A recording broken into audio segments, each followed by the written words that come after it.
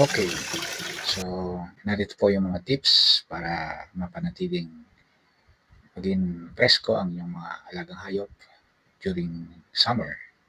Special ngayon, napakainit. Well, ang pinaka-obvious is yung paliguan nyo sila. Or kahit na hindi actually ligo na shampoo. Basta yung magbabad lang sa tubig, yan, para maibsan yung init. Especially yung mga ganyang breed na mga Labrador, kasi makapal yung kaha. Hindi po nila kaya yung yung ganitong heat. Hindi kagaya ng mga Aspin na sanay na sa climate natin. Yung mga ganyan pong breed, mahina sa init yan.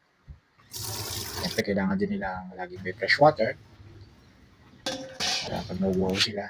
Ayaw nila ng mga stale o yung mga lumang inumin. Gusto nila yung mga bago para may nainom sila. Siyempre, kailangan yung lugar na kinalalagyan nila is presko rin. Hindi na arawan. Ngayon, kung wawalk nyo naman sila sa umaga, dapat yung malamig pa. Pwede nyo hawakan, i-feel nyo ang semento, mga 5 seconds. So pag yan ay warm, sabihin, warm din para sa kanila. Kaya ngayon, okay pa siya. Yan yung kulungan niya. So, presko naman yan.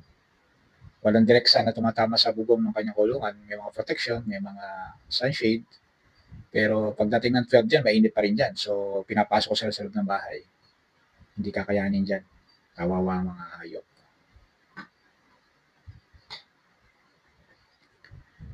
Ayan, pag talagang mainit na, pinapapasok ko na sila. Charlie! Coffee! Pasok na. Pasok. Charlie! Pasok na. Halika. Ayan, minsan pinapasok ko sa bahay, tinatapat ako electric fan para mapreskuhan. Halika na. Ayan yung ginawa kong liguan niya. Malaki. Tuwa siya. Kunin mo yung guava. Kunin mo yung mango, ha? Kunin mo. Kunin mo mango. Yan. Halika dito. Halika. Good dog. Okay. Yun lang po. Maraming salamat. Thank you for watching. Sana makatulong.